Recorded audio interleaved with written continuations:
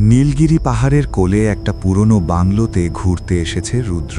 সে পেশায় একজন লেখক। নির্জনে বসে তার নতুন রহস্যময় উপন্যাসের কাজ শেষ করাই তার উদ্দেশ্য।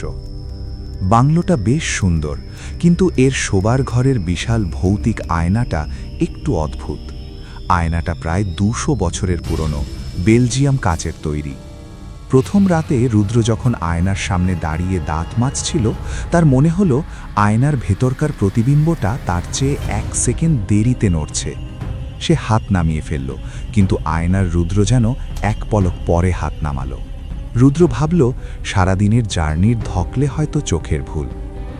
দ্বিতীয় রাতে ভৌতিক অভিজ্ঞতা আরও বাড়ল। রাত ঠিক ২টো।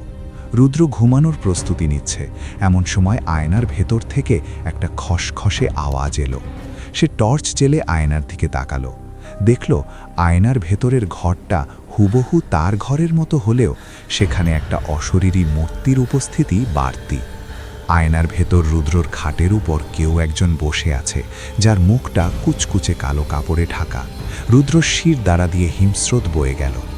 সে নিজের খাটের দিকে তাকালো, সেখানে কেউ নেই, কিন্তু আয়নার ভেতর সেই মূর্তিটা ধীরে ধীরে খাট থেকে নেমে আয়নার কাঁচের দিকে এগিয়ে আসছে। রুদ্র ভয়ে পাথর হয়ে দাঁড়িয়ে রইল। মূর্তিটা আয়নার কাঁচের একদম কাছে এসে দাঁড়ালো এবং কাছের ওপর ভেতর থেকে নখ দিয়ে আঁচড় কাটতে শুরু করলো। কিরকির শব্দে পুরো ঘরটা কেঁপে উঠছে। হঠাৎ মূর্তিটা তার মুখের কাপড় সরিয়ে দিল। রুদ্রর চিৎকার গলার কাছে আটকে গেল। আয়নার ভেতরের সেই অবয়বটা অন্য কেউ নয়, স্বয়ং রুদ্র, কিন্তু তার চোখ দুটো সম্পূর্ণ সাদা আর ঠোঁটের কোণে এক পৈশাচিক হাসি। আয়নার রুদ্র ফিস ফিস করে বলল, বাইরে খুব ঠান্ডা, এবার আমাকে একটু ভেতরে আসতে দাও। রুদ্র বুঝতে পারল আয়নাটা আসলে কোনো প্রতিফলক নয়, ওটা একটা দরজা। সে পাগলের মতো ঘর থেকে বেরিয়ে যেতে চাইল, কিন্তু দেখল ঘরের দরজাটা ভেতর থেকে তালাবন্ধ। এদিকে আয়নার কাঁচটা হঠাৎই তরল হতে শুরু করেছে। সেই সাদা চোখের রুদ্র কাঁচ ভেদ করে নিজের একটা হাত বাইরে বের করে আনল। সেই হাতটা বরফের মতো ঠান্ডা। হাতটা রুদ্রর গলা চেপে ধরল।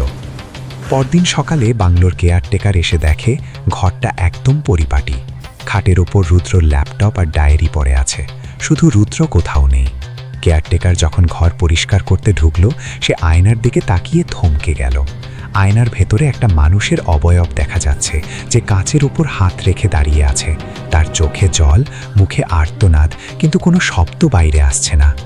আর আয়নার বাইরে বাংলোর বারান্দায় দাঁড়িয়ে রুদ্র বা রুদ্রর মতো দেখতে কেউ একজন পাহাড়ের সৌন্দর্য দেখছে আর অদ্ভুতভাবে হাসছে। তার চোখ দুটো এখন আর সাদা নেই, কিন্তু চোখের মণি দুটো যেন সারাক্ষণ কাঁপছে।